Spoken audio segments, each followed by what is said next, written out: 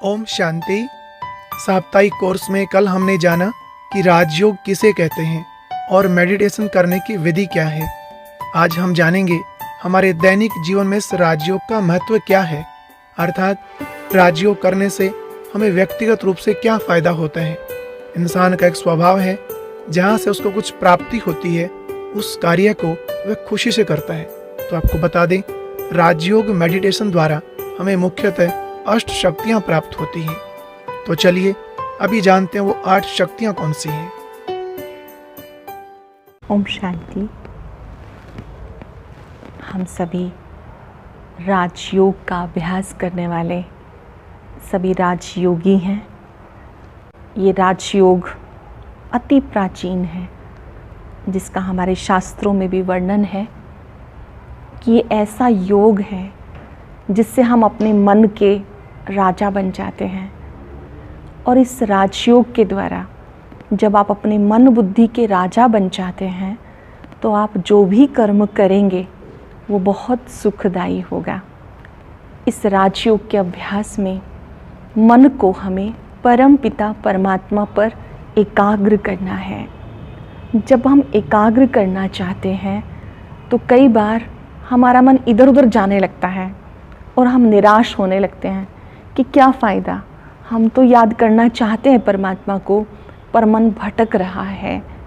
इस मन को अगर हम ठीक रीति से लगाना चाहते हैं तो हमें एक बार इस पर एक नज़र रखनी है कि ये मन कहाँ कहाँ जाता है। Just check and change.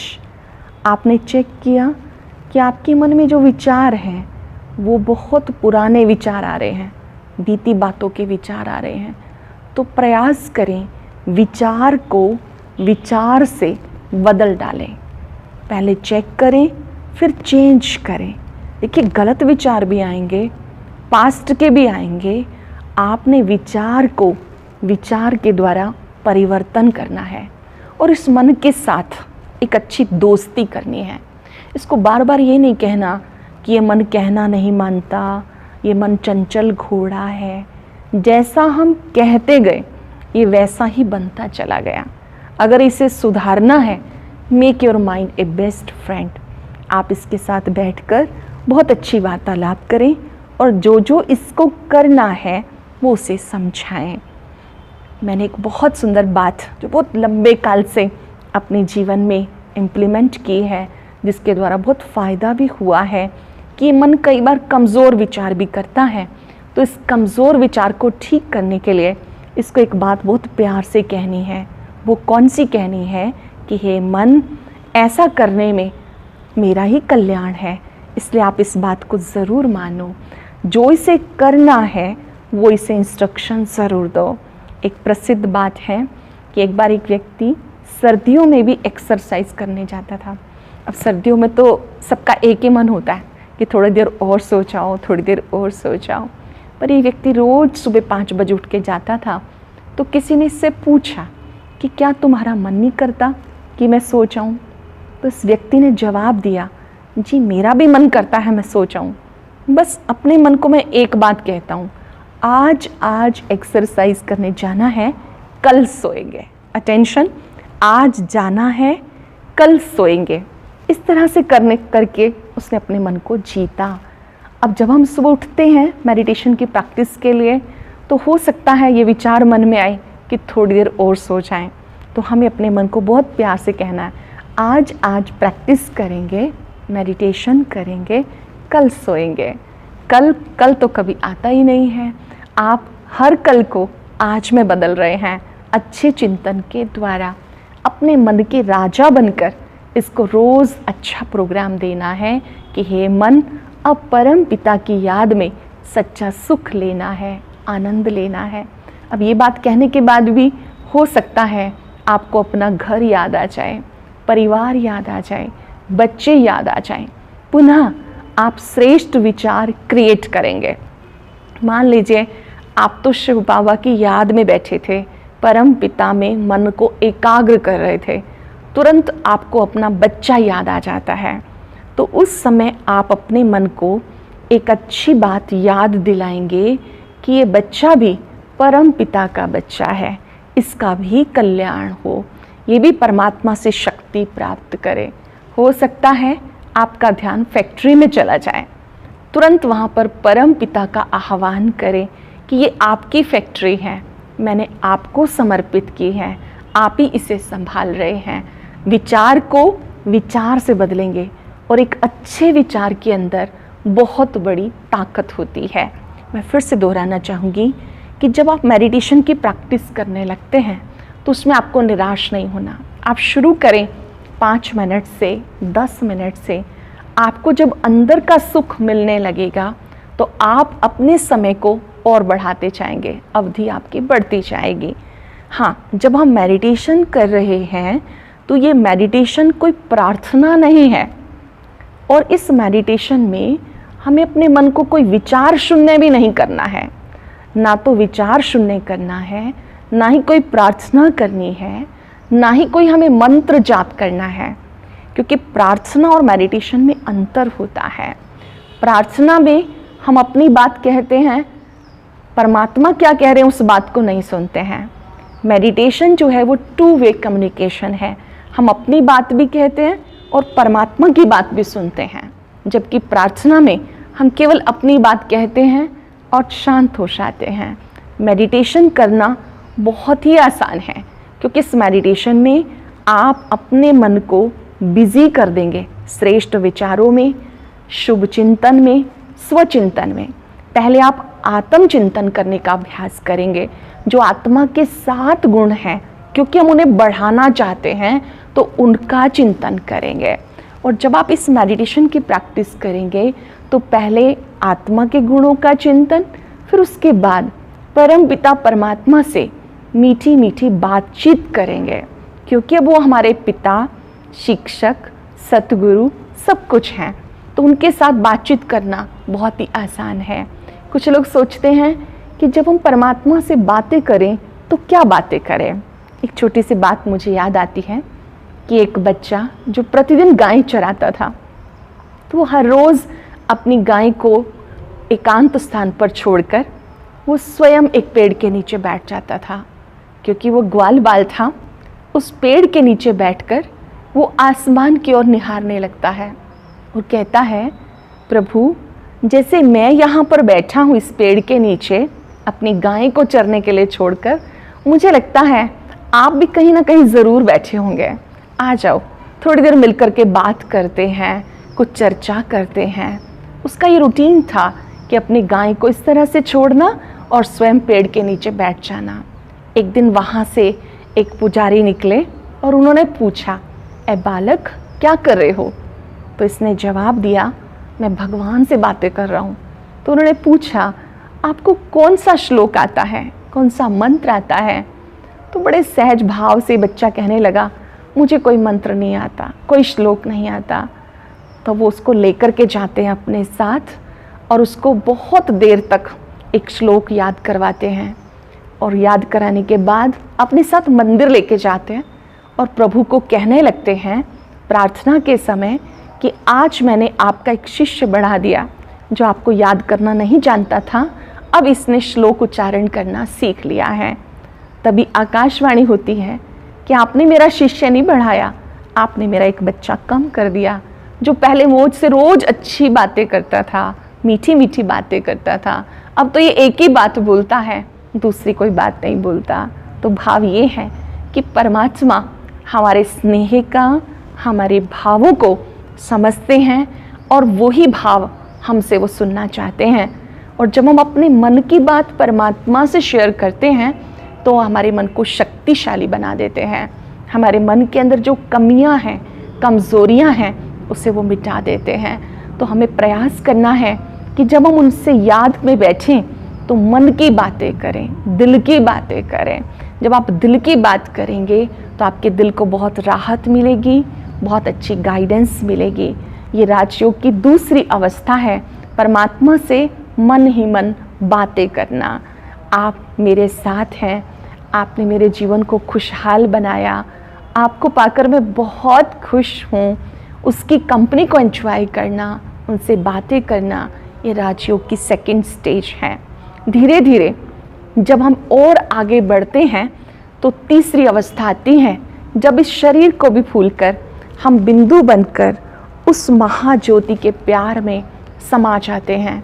हम उस महाज्योति को अपने तीसरे नेत्र से चमकते हुए स्वरूप से देखते हैं और उसकी किरणों का आनंद लेते हैं। ये जो तीसरी वाली अवस्था है, जिसको हम बीजरूप अवस्था कहते हैं, इससे हमारे पाप नष्ट होते हैं। हालांकि ये बहुत थोड़ी देर के लिए बनती हैं, तो हमें प्रैक्टिस करनी है कि हम कुछ पल के लिए इस देह को, दुनिया को भूलकर उस प्रभु प्यार में खो जाएं। जब आप उसके प्यार में समा जाएंगे तो उससे आपको बहुत फ़ायदे होंगे।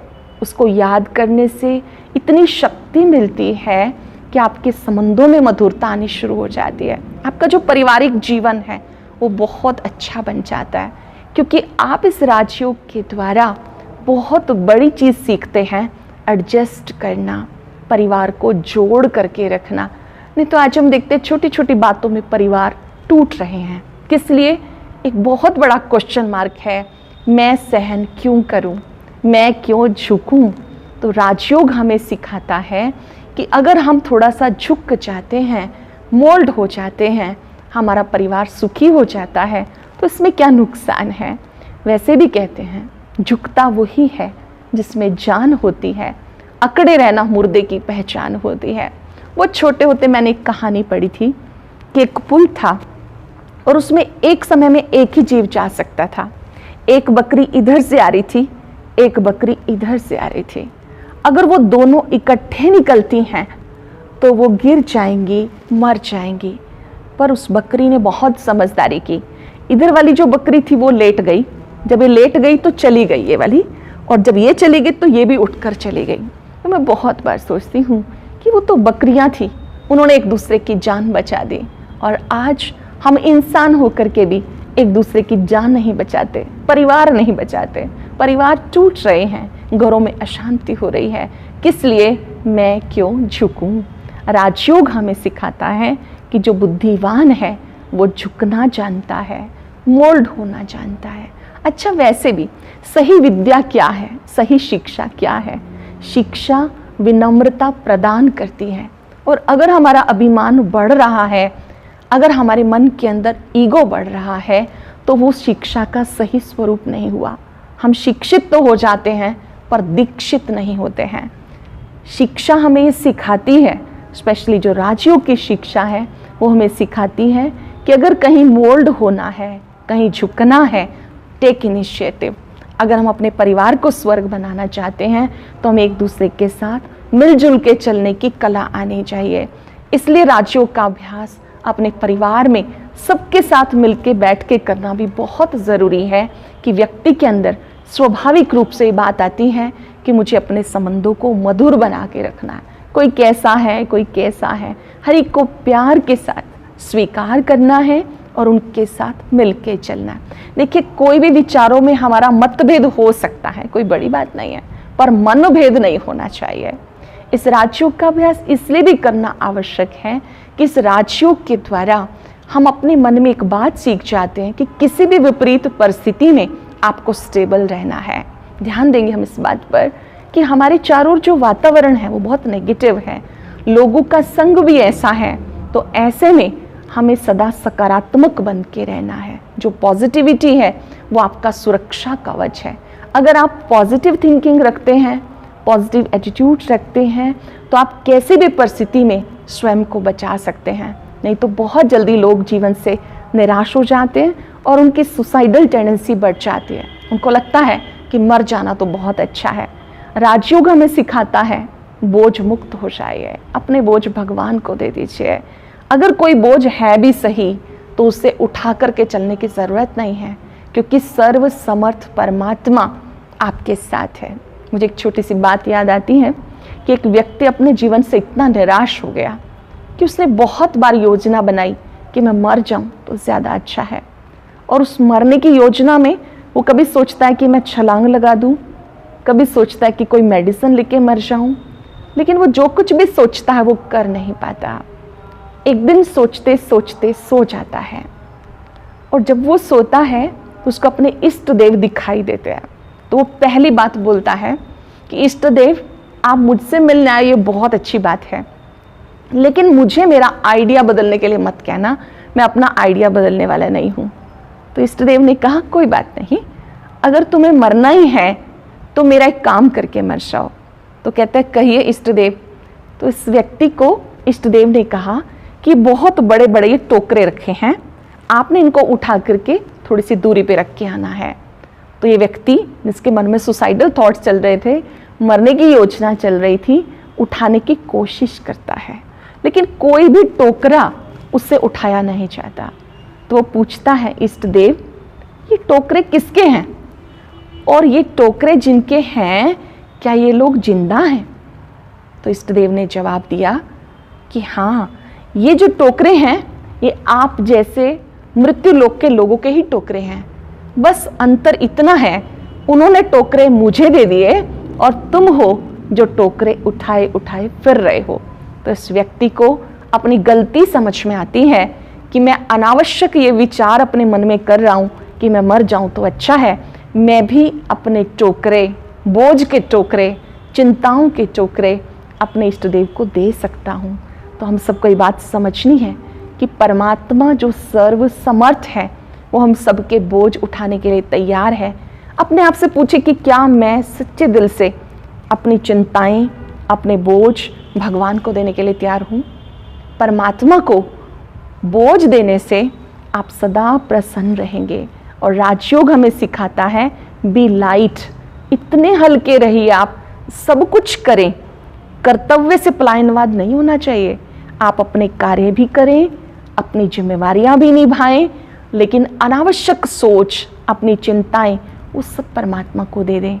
जब आप उन्हें याद करते हैं तो आपकी सब चिंताएं हर लेते हैं। आप निस्वार्थ भाव से कर्म करें, निश्चय से कर्म करें, समर्पण भाव से कर्म करें, और वो हमारे बोझ एक सेकंड में हर लेता है। ये एक्सपीरियंस करने की बात है। जब आप परमात्मा को यूज़ करेंगे, हर बात में शिव बाबा को याद करेंगे, तो आप देखेंगे कि कैसे वो आपकी चिंताओं को दूर कर देता है, असंभव को भी संभव कर देता है।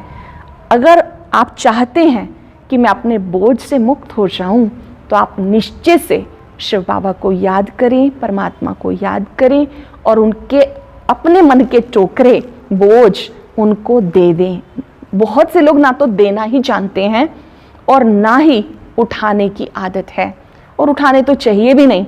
ये हमारी गलती है कि ज़िंदगी जो हमें खुशी से जीने के लिए मिली है, आज हम इसे जी नहीं रहे बल्कि काट रहे हैं। बी ऑनेस्ट, कुछ सेकंड अपने आप से पूछिए कि मुझे जो परमात्मा ने इतनी सुंदर जिंदगी दी है, इतना सुंदर जीवन दिया है, मैं अपने इस जिंदगी को खुशी से जी रहा हूँ या काट रहा हूँ?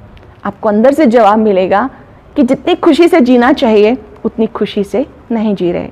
पल पल जीना, खुशी से जीना जिंदगी है। खुश रहना, खुशियाँ बांटना, ये जिंदगी है। भले ही एक दिन जियो, बादशाह बन के जियो, बेफिक्र बादशाह बन के जियो। तो राजयोग हमें सिखाता है कि आप अपने जीवन की चिंताएं परमात्मा पिता को, शिव बाबा को सच्चे दिल से समर्पित कर दें। इतना ही नहीं, आपको और बहुत सारी प्राप्तियां हैं परमात्मा की याद से, विशेष अष्ट शक्तियां जिनकी हमारे जीवन में बहुत आवश्यकता है। हम शॉर्ट में इन शक्तियों को सुनेंगे कि क्या क्या मिलता है उस सर्वशक्तिवान से। अगर आपका ध्यान ठीक लग जाता है, परमात्मा पर आपका मन बुद्धि एकाग्र हो जाता है, तो आपको सबसे पहले मिलती है सहन शक्ति। आपने देखा होगा कि जब एक बच्चा एक वृक्ष पर पत्थर मारता है, आम के पेड़ पर, तो उसको आम ही देता है, वापस पत्थर नहीं मारता। तो प्रकृति में भी गुण है देने का। क्या हम इंसान होकर दूसरे को गुणदान नहीं दे सकते? अगर हमें कोई एक दो शब्द गलत बोले तो हम कितने सारे उल्टे शब्द बोल जाते हैं। राजयोग हमें सिखाता है कि हम सहनशील बने। ध्यान से समझिएगा, सहनशील बनने का मतलब दब्बू बन जाने से नहीं है। सहनशीलता का मतलब है कि आप सही बात को सही तरीके से कहें, सही वक्त पर कहें। Right thing at the right time and right way also. कभी कभी हमारी बात ठीक होती है पर मौका ठीक नहीं होता। एक सिंपल सी चीज़ है, एक लाइन आपने भी सुनी होगी, बोलते भी होंगे कि जब कोई शरीर छोड़ जाता है तो सब लोग बोलते हैं राम नाम सत्य है, इसका मतलब ईश्वर का नाम सत्य है। अब जब कोई शरीर छोड़ता है तो सब लोग मिलके बोलते हैं, पर यही लाइन अगर कोई किसी के मैरिज सेरेमनी में बोल दे तो अब बात तो आपकी ठीक है लेकिन मौका ठीक नहीं है, तो वहां पर लड़ाई होने की संभावना है। तो सहनशीलता एक गुण भी है और एक शक्ति भी है, और इसके साथ साथ जो गुण चाहिए वो है प्रेम। जहाँ सच्चा स्नेह होता है वहाँ व्यक्ति सब कुछ सहन कर लेता है, जैसे माँ बच्चे का सब कुछ सहन कर लेती है। अब इसमें आपके बहुत सारे प्रश्न भी हो सकते हैं, लेकिन मैं सारांश में ये बात कहना चाहूँगी, बी एन एक्सपर्ट ड्राइवर। जो एक्सपर्ट ड्राइवर होते हैं वो कभी भी अपनी गाड़ी की टक्कर कहीं लगने नहीं देते। कभी वो फास्ट चलते हैं, कभी स्लो चलते हैं, कभी रुक भी जाते हैं, लेकिन वो टक्कर नहीं लगने देते। ठीक इसी तरह लाइफ की ड्राइविंग भी बहुत सेफ होनी चाहिए। हमें बार बार किसी के साथ टकराना नहीं, अपनी शक्तियों को वेस्ट नहीं करना है। तो राजयोग हमें ये शक्ति प्रदान करता है कि हम सहनशील बने। और अगर किसी को लगता है कि मुझ में शक्ति बहुत कम है तो उन्हें चाहिए कि एकांत में बैठकर अभ्यास करें कि मैं सहनशीलता की देवी हूँ, मैं सहनशीलता का देव हूँ।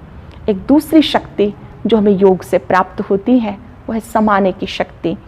कई बार हम सहन कर लेते हैं लेकिन समा नहीं पाते, इधर उधर सुनाते रहते हैं, फिर और झगड़े खड़े हो जाते हैं।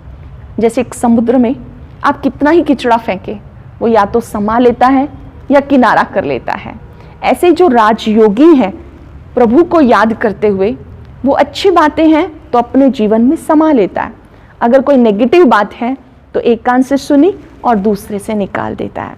वैसे हम करते रिवर्स हैं, अच्छी बातों को तो हम भूल ही जाते हैं और बुरी बातों को दिल में स्थान देते हैं। लेकिन जो राजयोगी है वो अपने जीवन की रक्षा स्वयं करता है कि कोई भी नेगेटिव बातों को मुझे जीवन में स्थान नहीं देना। इसी तरह से एक और शक्ति है जो योग से हमें प्राप्त होती है, वो है परखने की शक्ति। आज के समय में झूठ अधिक चमकदार है, सत्य और असत्य की परख होना बहुत आवश्यक है। जैसे जैसे आपका योग अच्छा हो जाता है, आप परम पिता पर एकाग्र होते हैं, तो आप सत्य और असत्य को परख सकते हैं। क्योंकि आजकल ये झूठ की दुनिया, मिलावट की दुनिया, बनावट की दुनिया है, तो इसमें परख शक्ति होना परम आवश्यक है और ये योग से अपने आप बढ़ती है। जितनी आपकी परख शक्ति अच्छी होगी आप निर्णय भी अच्छा कर पाएंगे। योग से निर्णय शक्ति बढ़ती है। किसी भी बात का सही निर्णय लेना सही वक्त पर बहुत ही इम्पोर्टेंट है। जब आप योग करते हैं तो आपकी निर्णय शक्ति डेवलप होती है। निर्णय शक्ति में मतलब कोई भी बात का फैसला जल्दी भी लेना और अच्छा लेना। कभी कभी हम कंफ्यूजन में रहते हैं, टू बी और नॉट टू बी, करूं या ना करूं। बट मेडिटेशन के द्वारा आप क्योंकि अच्छा सोच रहे हैं, चिंतन अच्छा कर रहे हैं, तो आपकी बुद्धि भी सही निर्णय देती है और अच्छा देती है। इसके साथ साथ एक बहुत अच्छी शक्ति है जो इस योग से हमारे अंदर आती है, उसको हम कहते हैं सामना करने की शक्ति। अब ये सामना करने की शक्ति बहुत ही आवश्यक है, पर सामना हमें किसका करना है? सामना किसी व्यक्ति का नहीं, परिस्थितियों का। जीवन में कोई भी परिस्थिति कभी भी आ सकती है और सबसे बड़ी परिस्थिति होती है किसी नियर डियर की मृत्यु हो जाना। लेकिन जो राजयोगी है वो इस बात को समझता है कि आत्मा कभी नष्ट नहीं होती है। आत्मा तो केवल ड्रेस और एड्रेस बदली करती है, आत्मा शाश्वत है। इस राजयोग के द्वारा हमें एक बहुत सुंदर शक्ति प्राप्त होती है जिसे हम सहयोग शक्ति कहते हैं। सहयोग भी एक योग होता है। जैसे गोवर्धन पर्वत के लिए दिखाते हैं कि सबने एक एक उंगली का सहयोग दिया, एक एक उंगली के सहयोग से वो गोवर्धन पर्वत उठ गया। हमारे सामने जो इस समय गोवर्धन पर्वत है वो कलयुग रूपी पर्वत है। इस पर्वत को उठाने के लिए हमें एक एक अपनी कमी को निकालने का सहयोग देना है। हर एक व्यक्ति स्वयं जानता है कि मेरे में कौन सी कमी है। जब हम सच्चे दिल से उसे स्वीकार करते हैं तो वो हमारी कमी हमसे विदाई ले लेती है। एक मनोविज्ञान है कि जब तक आप अपनी कमियों की वकालत करते रहेंगे तो ये आपसे विदाई नहीं लेंगी। अगर आपको लगता है कि मेरा क्रोध करना जायज़ है, मेरा गुस्सा करना ठीक है, झूठ बोलना ठीक है, तो कभी भी ये कमियां दूर नहीं होंगी। ये भी एक बहुत बड़ा सहयोग है कि हम अपनी कमी को सच्चे दिल से स्वीकार करें और उन्हें दूर करने के लिए परम पिता परमात्मा को याद करें। वैसे भी जो एक एक उंगली का सहयोग दिखाया वो इस बात का भी प्रतीक है कि कोई भी कार्य में सफलता सबके सहयोग से होती है, और ये देवताई लक्षण है सहयोग देना, सहयोग लेना। जब हम सहयोग देते हैं, सहयोग लेते हैं, इससे भी हमारा प्यार बढ़ता है। साथ साथ ये टीम वर्क का भी प्रतीक है कि हम सब ने मिलकर कार्य किया। अगर कोई सही राजयोग का अभ्यास करता है तो वो कोई भी सफलता का श्रेय अपनी टीम को देगा, और अगर कोई कमी रह जाती है तो वो स्वयं मिटाने का प्रयास करेगा। अगर आप एक कप चाय भी लेते हो, उसमें कितनी चीज़ों का सहयोग है, सब चीज़ों को मिलाने के बाद एक कप चाय हमें मिलती है। ठीक इसी तरह से जो योगी होता है वो सबका सहयोगी होता है। अगर हम किसी के काम आ सकते हैं तो हमें अवश्य काम आना है। इतना ही नहीं, इस योग के द्वारा एक बहुत अच्छी शक्ति हमें मिलती है, वो है विस्तार को संकीर्ण करना, बड़ी बात को छोटा कर देना, छोटी बात को समाप्त कर देना। अगर हम इसमें उदाहरण देखें तो एक कछुआ बहुत सुंदर उदाहरण है। कछुआ जब कर्म करता है तो अपनी कर्म इंद्रियों को फैला लेता है, फिर वो सिकुड़ के बैठ जाता है। तो हम सब भी सहज योगी, राजयोगी हैं। जब कर्म करते हैं तब भी हमें परमात्मा को याद करना है। जैसे ही कार्य पूरा हो जाता है तो अपने मन बुद्धि को समेटकर उस परम पिता को प्यार से याद करें। बहुत सारी बातें आती हैं जीवन में, तो उसमें कछुआ शब्द याद कर लें। कछुआ अर्थात कुछ नहीं हुआ, छोड़ देने में ही कल्याण है। बातों को पकड़ कर रखेंगे तो कभी भी उन्नति नहीं हो सकती है। बहुत अधिक वेस्ट हमारे दिमाग को डिस्टर्ब करता रहता है। इन सब को हमें समाप्त करना है। बड़ी बात को छोटा कर देना है, छोटी बात को समाप्त कर देना है। इसी तरह से एक बहुत अच्छी शक्ति है समेटने की शक्ति। हमें अपने मन बुद्धि को पूरे संसार से समेट करके रखना है, क्योंकि अब वापस घर चलने का समय है। तो अपने मन बुद्धि को यहाँ वहाँ ज़्यादा फैलाएं नहीं। सब कर्म भी करें, कर्म करना आवश्यक भी है, प्रभु की याद में करें, लेकिन कर्म करते हुए कहीं पर भी फंसे नहीं, इक्वली डिटैच भी होना चाहिए। कर्म भी करो, कर्म का फल प्रभु को समर्पण कर दो। इतना ही नहीं, इसके साथ साथ एक और शक्ति है जो हमें इस योग से प्राप्त होती है, वो है बीती बातों को भुलाने की शक्ति। बहुत लोगों की समस्या है कि वो बीती को भुला नहीं पाते। बीती को भुलाने के लिए भी ताकत चाहिए, और वो ताकत तब आती है जब आपके मन और बुद्धि उस परम पिता पर एकाग्र होते हैं। एक और शक्ति वो है महसूसता की शक्ति। इन शक्तियों की प्राप्ति के लिए हम सुबह जल्दी उठें, अमृत वेले के समय में परमात्मा से वरदान प्राप्त करें। सुबह 4 से 4:45 का समय बहुत ही सुंदर समय है। जितना चाहे आप प्रभु से वरदान ले सकते हैं, अपनी कमियों को मिटा सकते हैं, अपनी उलझनों में भी हम कैसे सदा स्टेबल रहें वो शक्ति प्राप्त कर सकते हैं। इस योग के अभ्यास के लिए संध्या काल में भी वक्त ज़रूर निकालें। 7 से 7:30 का समय अमृत वेले जैसा ही समय होता है। अगर इन दोनों टाइमिंग्स में भी आप टाइम नहीं निकाल पाते तो दिन में 10 मिनट, 5 मिनट, जैसे जो भी हमारे पास टाइम है, हम मन से उस परम पिता परमात्मा पर एकाग्र हो जाएं। जब हम मेडिटेशन करते हैं तो हमारा चिंतन और दर्शन दोनों एक समान होने चाहिए। जो आप चिंतन कर रहे हैं वही आपके सामने दृश्य होना चाहिए, तो आपका मन कहीं भटकेगा नहीं। जैसे अगर मैं आपको कहती हूँ गुलाब का फूल, तो आपके सामने गुलाब के फूल की एक पिक्चर आ जाती है। अगर मैं कहती हूँ योर मदर, तो मदर का रूप सामने आ जाता है। योर फादर, फादर का रूप सामने आ जाता है। अगर कहा जाए सुप्रीम सोल, परम पिता परमात्मा, तो उनका स्वरूप हमारे सामने आ जाए और मन उन पर टिक जाए। हम स्वचिंतन करें, आत्मा के 7 गुणों का चिंतन करें, परमात्मा के गुणों का चिंतन करें कि वो प्यार के, सुख के सागर हैं, मैं उनका बच्चा हूँ। और ये ज़रूर कहें कि मैं जो हूँ जैसा हूँ, प्रभु मैं आपका हूँ। प्यारे बाबा, मैं जो हूँ जैसा हूँ, मैं आपका हूँ। अब मेरा ये हाथ आपके हाथ में है। जैसे से आप उसे याद करते हैं, आपका प्यार बढ़ता है, आप उसे यूज़ करते हैं, आपको मदद का अनुभव होता है। छोटे छोटे कार्यों में भी आप परम पिता परमात्मा को अपने साथ रखें। अपनी दैनिक दिनचर्या में, अपने ऑफिस के कार्यों में, जहाँ भी आप उलझते हैं, बस कुछ सेकंड के लिए प्यार से कहो मेरे बाबा आ जाओ। देखो वो आकर कितनी मदद करता है। एक बार छोड़ के देखो कि जब आप उसको बुलाते हैं, याद करते हैं, तो आपकी कितनी मदद करता है, कैसे आपको गाइडेंस देता है। लेकिन ये सब तब होता है जब हमें पक्का निश्चय हो, ये सब तब होता है जब हमारे मन में उसके लिए प्यार हो। तो मैं चाहूँगी कि इस राजयोग का आप बैठकर कुछ पल अभ्यास जरूर करें और उसकी याद से इतनी ताकत भरें कि जहाँ भी आप रहते हैं वो घर स्वर्ग बन जाए, खुशियों का महल बन जाए, सारा परिवार खुशहाल बन जाए। आप परम पिता परमात्मा की छत्र छाया में रहें, सदा खुशहाल रहें और महसूस करते रहें कि मैं उसकी छत्र छाया के नीचे हूँ, वो पल पल मेरे साथ है। ये मेरी मंगल कामना है। धन्यवाद।